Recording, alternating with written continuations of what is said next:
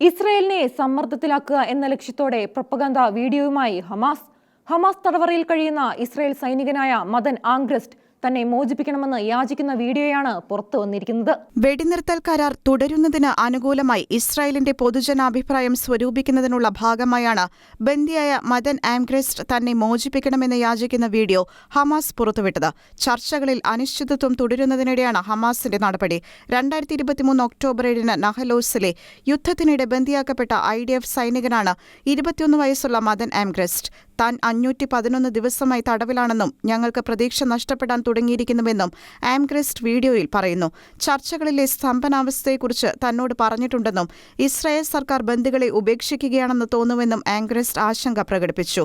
ജനുവരിയിൽ ഇരു കക്ഷികളും പ്രധാനമായും സംബന്ധിച്ച ഘട്ടം ഘട്ടമായുള്ള കരാറിന്റെ തുടർച്ചയിലൂടെ മാത്രമേ ബന്ദികളെ മോചിപ്പിക്കാൻ കഴിയുകയുള്ളൂ എന്ന് ആംഗ്രസ്റ്റ് പറഞ്ഞു.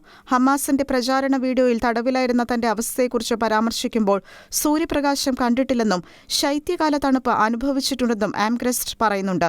ഒരു സാധാരണ ബന്ദിയെപ്പോലെയല്ല, മറിച്ച് ഒരു പട്ടാളക്കാരനെ പോലെയാണ് തന്നോട് പെരുമാറിയതെന്നും അദ്ദേഹം കൂട്ടിച്ചേർത്തു. എന്നാൽ വിശദാംശങ്ങൾ നൽകിയില്ല. തന്റെ മോചനം ഉറപ്പാക്കാൻ US പ്രസിഡന്റ് ഡൊണാൾഡ് ട്രംപിനോട് അപേക്ഷിച്ച ആംഗ്രസ്റ്റ് നെതന്യാഹുവിനെ സ്വാധീനിക്കാൻ നിങ്ങൾക്ക് മാത്രമേ അധികാരമുള്ളൂ എന്നും പറഞ്ഞു. ബാക്കിയുള്ള ബന്ദികളുടെ മോചനത്തിനായി പ്രതിഷേധിക്കാൻ ഇസ്രായേലി പൊതുജനങ്ങളോട് തെരുവിലിറങ്ങാൻ ആഹ്വാനം ചെയ്തുകൊണ്ടാണ് ആംഗ്രസ്റ്റ് സന്ദേശം അവസാനിപ്പിക്കുന്നത്. അതേസമയം 5 അമേരിക്കൻ ഇസ്രായേലി ബന്ദികളുടെ മോചനം ലക്ഷ്യമിട്ട് അമേരിക്ക ഹമാസുമായി ചർച്ചകൾ നേരിട്ട് ആരംഭിച്ചു.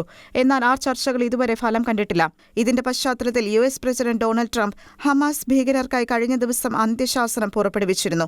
ഹമാസ് ഉടൻ തന്നെ എല്ലാ ബന്ദികളെയും മോചിപ്പിക്കണമെന്നും അല്ലെങ്കിൽ നാശത്തെ നേരിടണം എന്നുമായിരുന്നു മുന്നറിയിപ്പ്. ഓവൽ ഓഫീസിൽ 8 മുൻ ബന്ദികളുടെ ഒരു സംഘവുമായി കൂടിക്കാഴ്ച നടത്തിയതിന് തൊട്ടുപിന്നാലെയാണ് ട്രംപ് അന്ത്യശാസനം പുറപ്പെടുവിച്ചത്. International desk, Shekinah news.